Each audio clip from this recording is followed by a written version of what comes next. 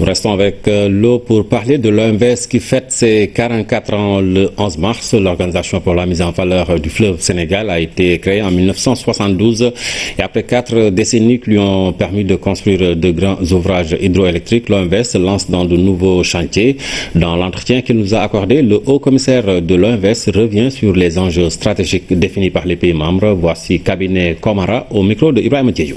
L'OMVS, autant c'est un outil, un symbole d'intégration, c'est l'organisme leader dans le domaine de la gestion des eaux frontalières, pas seulement en Afrique, mais dans le monde. En 44 ans, l'OMVS a donné espoir donc aux populations du bassin et sur 2 bases qui en font une fierté. La première, c'est que le fleuve et l'ensemble de ses eaux sont une propriété internationale, unique au monde. Mais la deuxième base, qui est venue par la suite, qui n'existe nulle part au monde, c'est que l'ensemble des ouvrages, ou tout ouvrage à réaliser sur le fleuve, est propriété commune des États. Alors, quelques réalisations fondamentales. Je vous disais qu'il n'y avait pas d'eau comestible dans le fleuve à partir de la saison sèche.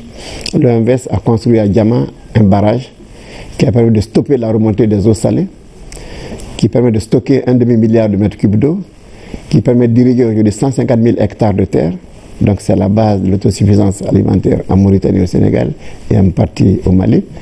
Mais, et ça beaucoup de gens ne le savent pas, 100% de l'eau consommée en Nouakchott, c'est l'OMVS qui vend à travers son barrage qui est basé à Saint-Louis, donc à Diama, 30 km de Saint-Louis.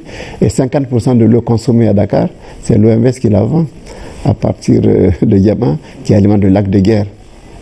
Alors, deuxième ouvrage emblématique, c'est le barrage de Manantali, qui lui est situé en territoire malien, qui au départ a permis de stocker 11 milliards de mètres cubes d'eau.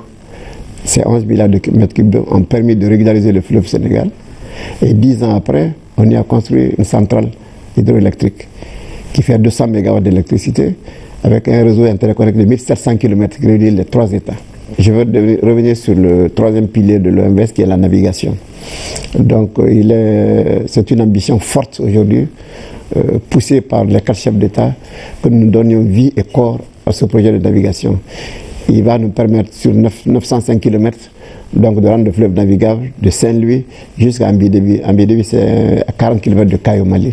Donc donner un accès international au Mali sur la mer, construire un port fluvial maritime à Saint-Louis, un port terminus à Ambidebi au Mali et 10 escales portuaires.